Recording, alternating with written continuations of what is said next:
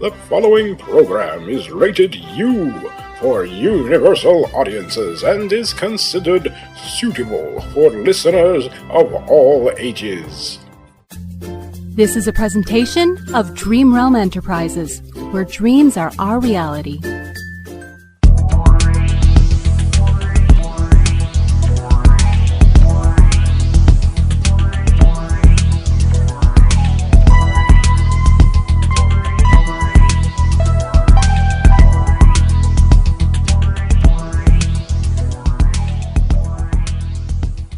Okay, and welcome back to Q-Who.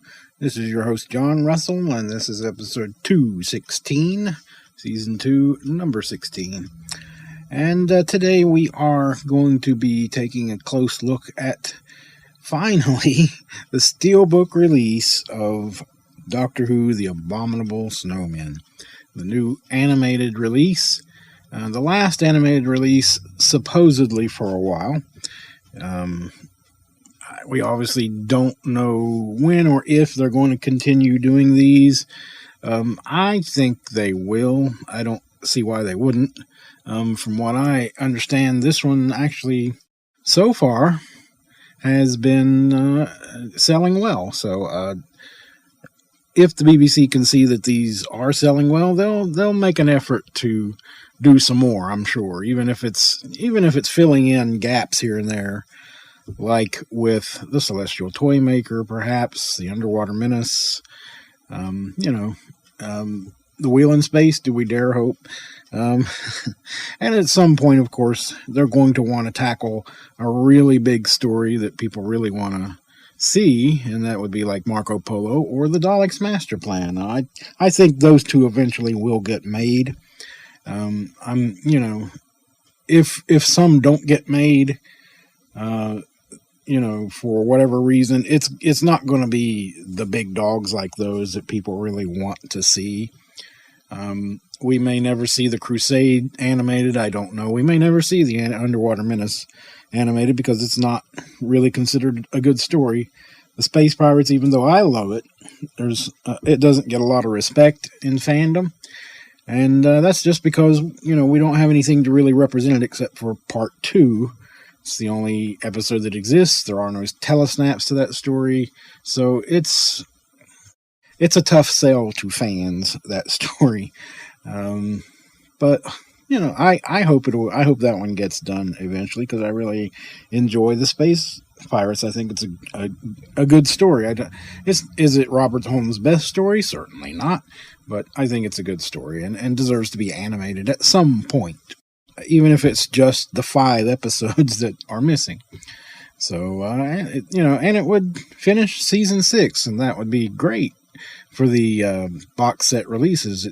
We need that completed, I think, before they even consider releasing season 6. But I suspect season 6 will probably be the first Troughton season to be released, whether Space Pirates is animated or not. So I think we're going to see that in the next year or two, but that's just my opinion. I have no idea. Okay, on to why we're here, which is talking about the Abominable Snowmen. The Abominable Snowmen is a story that I really love. It's my favorite Troughton story, based on the telesnaps and the soundtrack that we have. I've never read the novelization that I can recall. I look forward to hearing it when I get to the audiobook. Just based on what I've seen and heard, I've always loved the Abominable Snowmen. And the last time I went through it on the telesnaps, I really fell in love with it. And the animation just confirmed what I already knew. It's a terrific story. The only odd thing about this story is that they never added any incidental music to it. It is very bleak in that regard. It's empty. The background is so empty, and there's a lot of nice moments in there that could use some music. So it's probably hard to get through for some people because of that. I've heard some criticisms of the story, especially watching various reviews on YouTube. I don't think I don't think it fares well because of that. I want to dismiss the people that say the animation isn't great. The animation is beautiful, honestly. The animation is one of the best animations we've had, period. And, of course, I love pretty much all the animations. The only one that I've had a problem with is, of course, the Web of Fear. And we all know why that is. It is a terrible, it's a terrible animation, and everybody knows it. So, that's the one unfortunate incident. But there is a nice fan animation of Web of Fear Part 3 that's out there floating around that I always watch whenever I watch the story, which makes up for it. So, it's a solid fan effort. And I wish we had more fan efforts like that. We have fan animators that'll do a few minutes here and a few minutes there, or half an episode, but they never seem to finish them. So I wish the fans would get together and animate some of these, especially the ones that are less likely to get animated. It would be nice to see the fans get together and actually do it, because the fans are capable. We've seen some nice fan efforts, as I've said. So, if you guys are listening, come on, fans, get with it. Edit or animate us some wonderful missing episodes. So if we're not going to have any for a while, at least the fans can make that effort. I mean, they've all been animated by fans. There are a couple of fans that went through and edited, they were animated. I'm sorry, I keep saying edited. Animated all the missing episodes, and they were passable. But there are better efforts out there, and there are fans that are really good at this animation. Josh Snares is one that comes to mind, but he doesn't seem to want to do any missing episode animations, and I really wish he would, because Josh, if you're listening, and I don't know why you would, but if you are listening, you are brilliant. You are extremely talented. You're a wonderful animator. Loved the Tom Baker, David Tennant story that you did based on the Big Finish story. And you could put your time and effort into animating, say, The Crusade. I know you do a great job. So, I wish Josh would work on some missing episodes, and he's a big Hartnell fan like me, so it would make sense. But for whatever reason, he doesn't want to do it, and I respect his choice not to. But I would really, really love if he would actually animate at least a two-parter, So we'll see what happens. We'll see what happens. But yeah, hopefully the fans will make a better effort. But as for Abominable Snowmen, I've heard some ridiculous criticisms of it that make no sense. People that say it's slow, it's hard to watch, and I can't watch it all in one sitting. Who are you? Why do you call yourself fans if you can't sit through what is probably the best Troughton story? It's certainly up there in the top 5, and I think fans from way back over the years will tell you the same. It is a fantastic story, and that's why they chose to animate it, because it is a great story. And it's a nice companion piece, of course, to the Web of Fear, which is another one that fans really love. So it was kind of a must-animate story. And they did a beautiful job. And of the current run of them, from, say, from Macroterra up through Fury from the Deep, this one is the best. I know a lot of people think Evil of the Daleks is the best, and it was a wonderful one, don't get me wrong. It's a very close second. But the best of this current run is this one. I think it was beautifully done. Everything flows beautifully. The movements are natural. The walking of the characters is natural. They look right. It just came together. They actually did a great job animating Patrick Troughton and getting his expressions and so forth. Better than, most of the ones I've seen so far. And I have loved, most of the ones that have come out. And I don't have any real criticism for any of them except for, again, the elephant in the room, Web of Fear. But I think it's wonderful. It's the best one we've seen since the Moon Base, I think.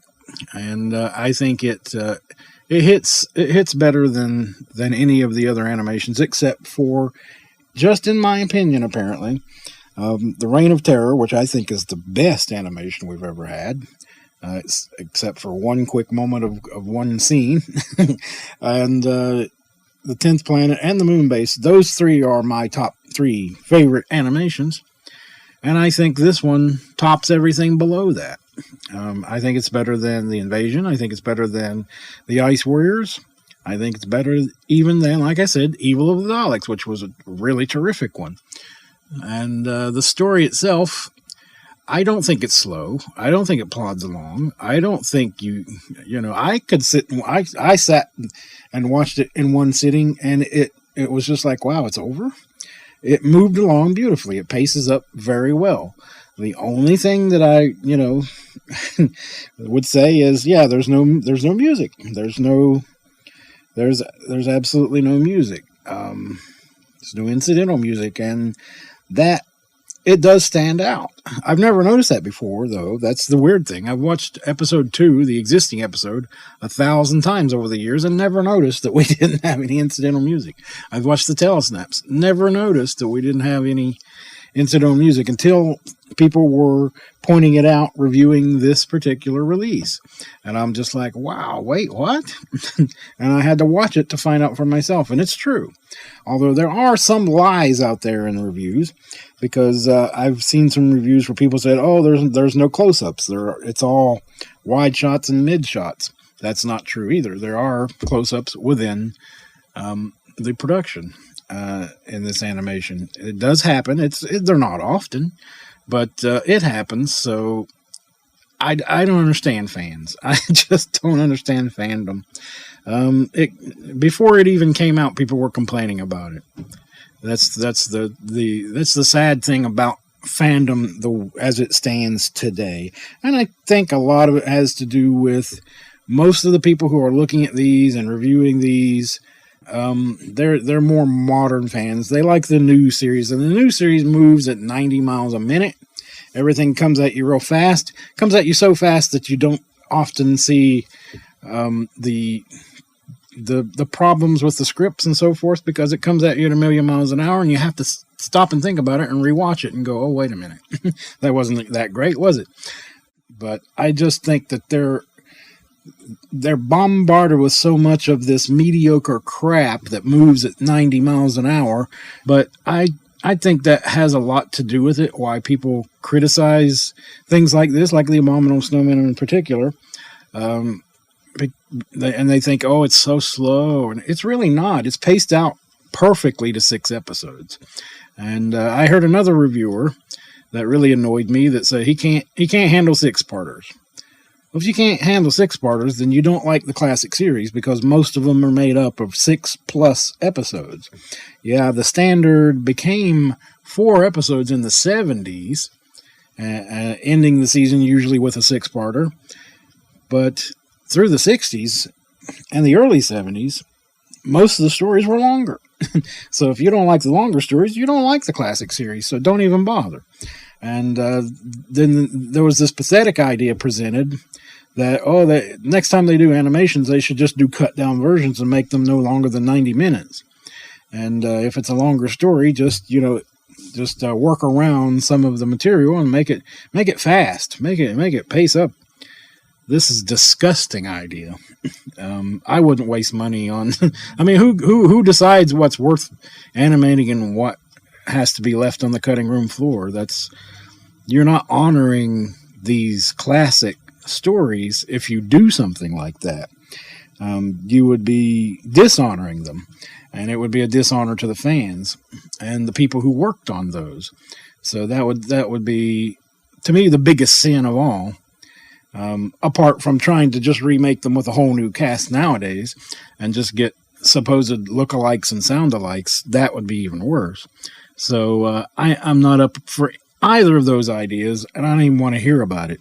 So, yeah, let's throw that idea right in the garbage now, because that would never fly.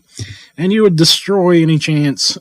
The first one that they did like that, it would flop, and you would destroy any chance of getting any more. So that would be the last one they'd ever animate, because people would, most of the fans, the true fans, would be so disgusted that they wouldn't ever purchase one again.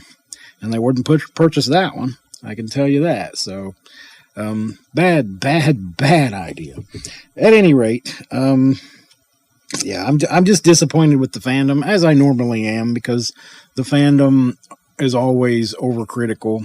The fandom, they always, if it's really, if it's really good, then to them it's really bad. If it's really bad, to them it's really good. And it's always the same old story. And with the animations, they're always bad. That's just all you ever hear. It's sad. It's really sad. And I think that's another reason why BBC America probably pulled out, because all they saw was complaints about it. The ratings probably weren't super high because nobody had any expectations for them. And people's expectations are too high. They think that it's going to be Disney quality animation. Well, I'm sorry, the BBC nor BBC America have the money, have millions of dollars to put in to, 50, 60-year-old Doctor Who stories to animate them. That's never going to happen. A lot of love and care has been put into these animations, and it shows. And that's what we should be celebrating, is the hard work of the people who have worked on these, and look at them for what they are. Doctor Who has never been, this high-budgeted special effects extravaganza until the new series, of course. But the classic series had to rely on story and character, and it had plenty of that. And it didn't need amazing special effects. So why do we need Disney-style animations to bring these to life and for them to be worth watching? We should be celebrating the shortcomings, not criticizing them every time they come out. We really shouldn't. We should be praising it. We should be thanking the people who bring it to us, because it's kind of like these stories are being brought back to life. And, okay, if you don't like them, don't buy them. It's that simple. So that's my opinion. That's how I feel about it. I just get sick of seeing all the criticism, and this one was being criticized before it even came out. And, of course, the second it came out, that's all you heard. That, it's wooden animation. They're cardboard cutouts and nothing happens, nothing moves. I don't know what you saw, but what I saw, it moves beautifully, it looks wonderful. It came together. It was a wonderful, wonderful animation. There were one or two little questionable things within the animation that I kind of wondered why they went that way. The mummified Padmasambhava, that was a little weird. It wasn't bad. It was an interesting idea. It was creepy, so it kind of keeps in tune with the creepy nature of the story. So I'm okay with it. But yeah, if it were me, I wouldn't have gone that direction. I think as Padmasambhava appeared on screen in the original episodes, I think that was creepy enough, and I think that worked. So I would have definitely kept to something a little closer to that. That was creepy enough, and it didn't make sense for him to be completely emaciated and zombie-like. But I guess zombies are all the rage, so for whatever reason. So yeah, I don't know. I think that was a Gary Russell special, and sometimes I do question some of his choices. But oh well, we are not related, and yeah, you can see why. I wouldn't have made that choice. But the other little thing that kind of niggled me, but at the same time it amused me, was at the very end when the real Yeti shows up. It looks more like what we think of as a modern Yeti. More like an ape or the Mugatu or something. And while that, like I said, that was amusing, it didn't fit because that wasn't. It doesn't make any sense that it would look completely different from the robotic Yeti. that made no sense whatsoever. But it was, for animation, I don't mind when they take a little license. I really don't, which is why I don't mind the mummified Padma Sambhaval so much, even though it's something I wouldn't have done. I don't mind these little things because you can take some license in animation because you're never going to recreate the original just perfectly. So it's fine. It's fine. There's no reason why we can't expand things a little bit, make the sets look a little bigger and more impressive, and people complain about that. And there's just so many things I don't understand about how people look at these. And again, for instance, why do we need a black and white version that has the sides cut off? Why do we need that? Most TVs, 99% of TVs out there, you can turn the color off, and you can watch anything in black and white if you really want to. I don't know why you would want to watch these in black and white when they're made in color, but that's just me. But to me, that's an extra expense that they're putting into these that's absolutely unnecessary. It's just they're creating an extra disc, so the cost is a disc higher. The time and effort and cost of going through and cutting off the sides and making it black and white to have a special disc of that, it makes no sense. You could take that off and you cut some of your cost right, some of your production cost right there, which could go towards the next animation. So don't make black and white animations. Stop doing that, BBC. Just stop it. We don't need it. We don't need it. And stop cutting the sides off once from when you've already made them widescreen. It makes no sense. It makes no sense to me at all. So that's just my 2 penny worth on that. But I love the story of the Abominable Snowmen. I think it paces up perfectly to 6 episodes. I wasn't bored for a second. I loved every minute of it. I thought the animation was brilliant, beautiful, fantastic. As far as the steelbook is concerned, it's a beautiful package. The artwork is great. I loved Troughton in Tibet, that wonderful behind-the-scenes 37-minute documentary that we got. The location that they shot from, that the original show was shot at, Snowdonia there in Wales, that was beautiful. I saw that and I was thinking, wow, that's Middle Earth. That's what it looks like. So it was beautifully shot, that documentary, and love the content, love the historical content that they put into it, love the new content, love seeing Fraser Hines on that beautiful location again. It was a class act all the way. Toby Haydock was great. Chris Chapman's direction was great. That was worth the price of admission right there, if nothing else.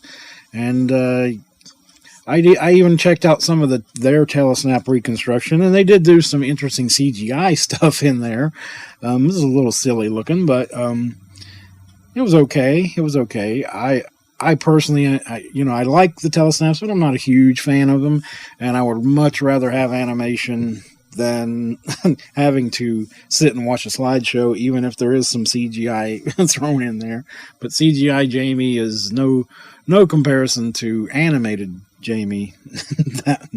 So, nice effort on those, and there's some people who prefer those, and that's fine. If that's what you prefer, go for it. Watch that all you want. But I prefer watching the animated. But you know what? I always go back and watch the original material that does exist, like part 2 here. I didn't watch part 2 of the animation. I actually watched the actual remastered episode, and that looks more wonderful than it ever did. It looks better than ever. So that was a wonderful part 2 to see that part 2 of the story was so beautifully restored, and it looked brilliant in high definition. It really did. I thought I was looking at a 4K picture, and it's not a 4K disc. So it was beautiful. It was beautiful. So this entire release is beautiful, and it really sets the bar high for whoever does the next animation. Whenever that happens, the bar is set really high. So it was a great one to end this run on, and I think they just finally found their way as far as how to do these. These have been done wonderfully, and there are standout ones. Like I said, I really loved Evil Daleks. I really loved Faceless Ones. I thought Fury of the Deep was great, although that one gets really maligned by fans, and I have no idea why. That one looks really good. This one looks even better. I even liked Galaxy 4, and that's that's gotten some criticism too, and just undeserved. So Abominable Snowmen, A+++. It's beautiful. It gets 4 TARDISes out of me, the story, and the animation. Easy 4 TARDISes out of 5. So if you haven't picked it up and you've been listening to the noise, don't listen to the noise. These modern fans don't know what they're talking about when it comes to classic Doctor Who. It's beautiful. The animation is beautiful. The story's beautiful. It's fantastic. Buy it. Buy it now. Buy multiple copies. Buy it on Blu-ray. Buy it on DVD. Buy the steelbook. Support these. And maybe the BBC will go, that one was really popular. Let's keep doing this somehow. Let's find a way. And even if it took them longer, I don't think they really need a financial partner. I think they could do it themselves. It might take a little longer, but so what? But I really think they could find an animator and get it done. I mean, hire the fans. The fans could do it. Hire Josh Schneers. If he's being paid, he'll probably do it. I'm speaking for Josh. I'm sorry, Josh. Take it from me. This is wonderful. Don't listen to 99% of the other reviews that are out there. They're just going to complain about it. That's all they've done. There's nothing to complain about here. It's a wonderful, wonderful release, and I'm so happy we have it. We waited a long time for it. It was worth the wait, guys. It was really terrific. So that's all I'm going to ramble on for today. I'm almost a half an hour in. I didn't even intend to go this far, but yeah, I've got really fired up with all these reviews I've been watching and hearing, and people just ranting about this and that, and just I knew that they couldn't possibly be right. And when I finally got it this weekend, and I finally got to see it, it finally came in on Saturday, 12 days late, but I finally got it, and it was just like, this is wonderful. What the heck is going on? These fans, I don't know, I tell you. At any rate, please check this out. Go buy it. You will not regret it, unless you just, if you hate life, if you hate the classic series, if you hate animations, you won't enjoy it. But if you love classic Doctor Who like me, and especially the 60s like me, then you're going to find that this is a treasure. This is wonderful. So go out and get it, guys. Go out and get it. Alright, next time we will talk about more cool Doctor Who stuff, like my watch through and listen through of Season 2 of Doctor Who. We will continue our discussion on that next time when we come back for episode 217 of Q-Who, sometime in the next week, probably. Until then, guys, you know the drill. You have been listening to a fan production for Dream Realm Enterprises. This is a not-for-profit program.